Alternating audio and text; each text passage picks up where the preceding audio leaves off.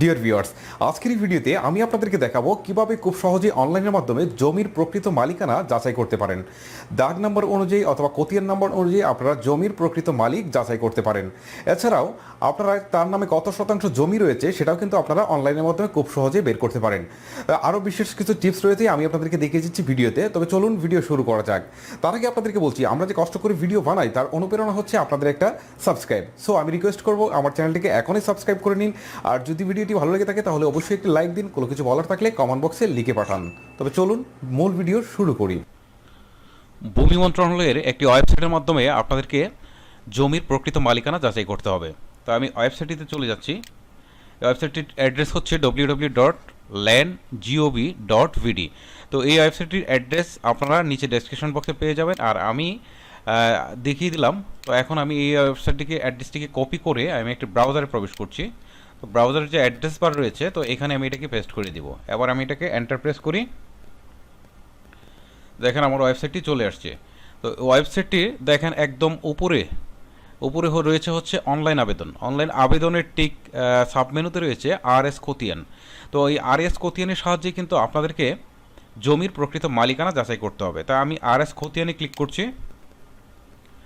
তো এখান থেকে ক্লিক করার পর আপনারা দেখেন খতিয়ান ও দাগের তথ্য অনুসন্ধান।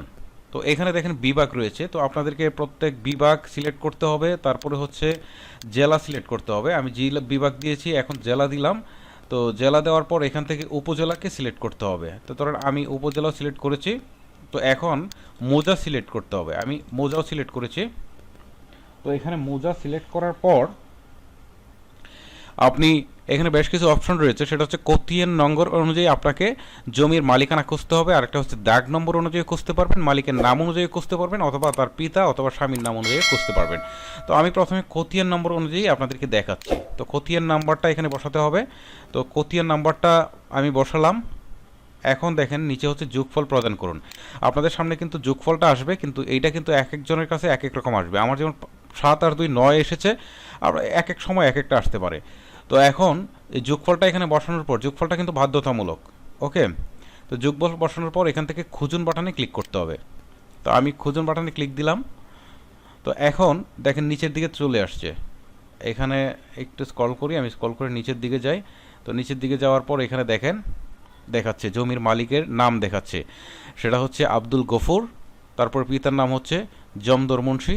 তারপরে সাং যেটা নিচ দেওয়া আছে, মানে এই একই গ্রাম, এই মৌজাতেই অন্তর্ভুক্ত। তারপরে হচ্ছে যে আপনার এখানে অংশ দেওয়া আছে কত শতাংশ, কার নামে কত শতাংশ আছে, হ্যাঁ, এই খতিয়ানে কার নামে কত শতাংশ রয়েছে সেটা কিন্তু টোটাল দেখাচ্ছে আপনার, ঠিক আছে।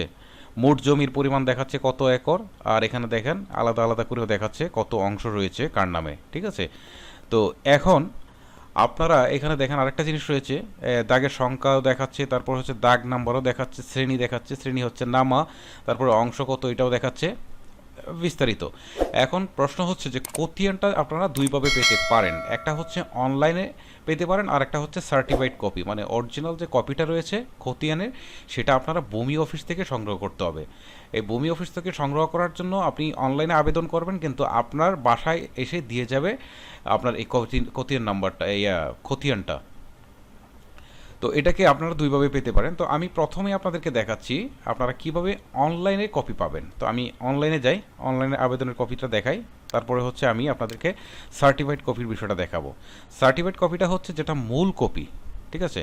তো আমি অনলাইনে আবেদনে ক্লিক দিলাম, দেওয়ার পর এখান থেকে দেখেন আমাকে দেখাচ্ছে কি কি আমার প্রয়োজন ইনফরমেশন, এখানে কিছু ইনফরমেশন দিতে হবে। তো আমার এখানে নামটা দিতে হবে, যে আবেদন করবে তার নামটা এখানে দিতে হবে, ওকে। তো আমি এখানে একটা নাম দিয়ে দিই,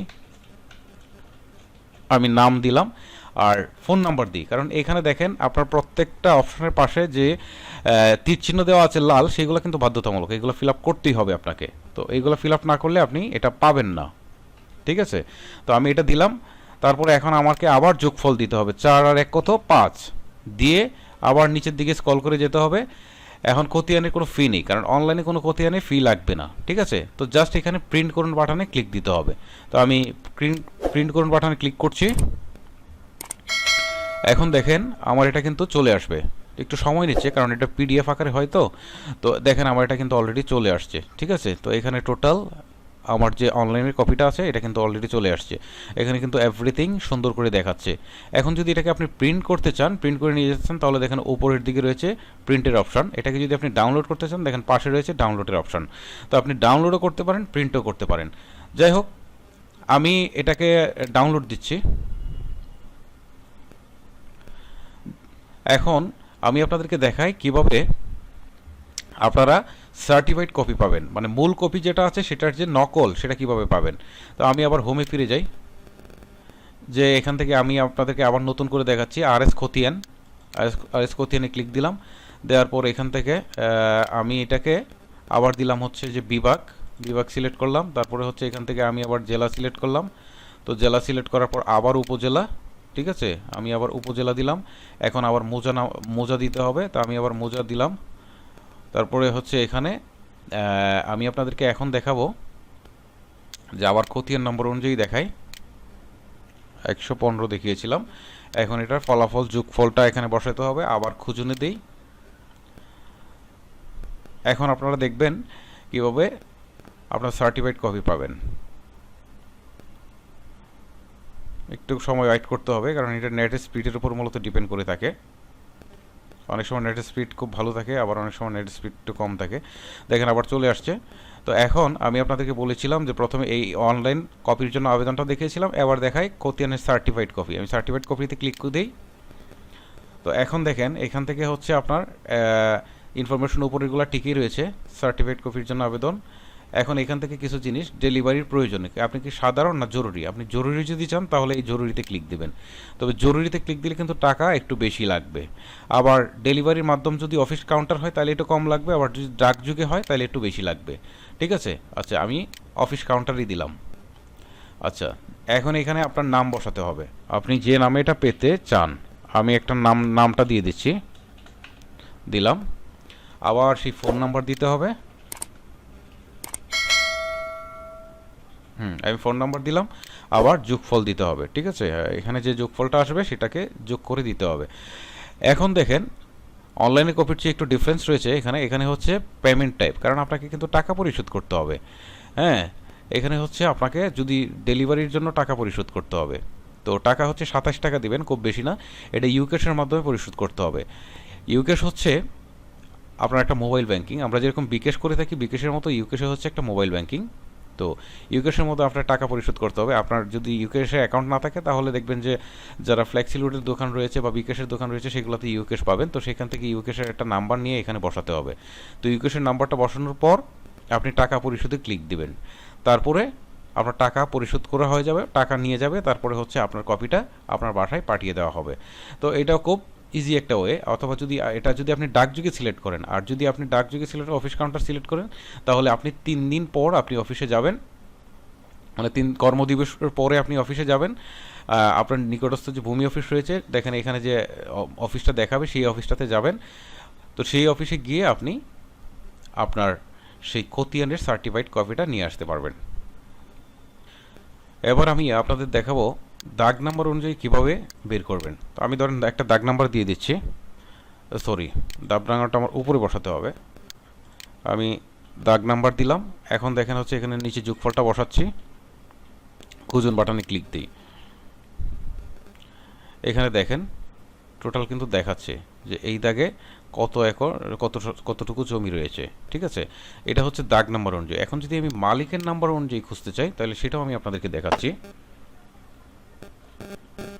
সরি, মালিকের নামে আমি দিচ্ছি আব্দুল, তারপরে হচ্ছে ছালাম। এখন আমি আবার যোগফলটা দিই, দিয়ে খুঁজুনে ক্লিক দিই। ভিউয়ার্স, এখন দেখেন আব্দুল ছালামের নামে কত নম্বর খতিয়ানে কতটুকু জমি রয়েছে সব কিন্তু এখানে ডিটেলস দেখাচ্ছে।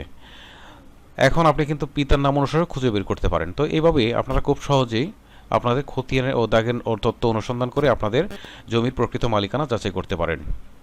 যারা এতক্ষণ ধৈর্য সহকারে ভিডিও দেখছিলেন সবাইকে ধন্যবাদ জানাচ্ছি। আর বলছি যে আমরা যে কষ্ট করে ভিডিও বানাই সেটা অনুপ্রেরণা হচ্ছে আপনাদের একটা সাবস্ক্রাইব। সো আমি রিকোয়েস্ট করবো আমার চ্যানেলটিকে এখনই সাবস্ক্রাইব করে নিন। ভিডিওটি যদি ভালো লেগে থাকে বা ভিডিওটি যদি আপনার বিন্দুমাত্র উপকার করে থাকে তাহলে আমি অবশ্যই বলবো ভিডিওটি একটি লাইক দিন, আর কোনো কিছু বলার থাকলে কমেন্ট বক্সে লিখে পাঠান। ধন্যবাদ।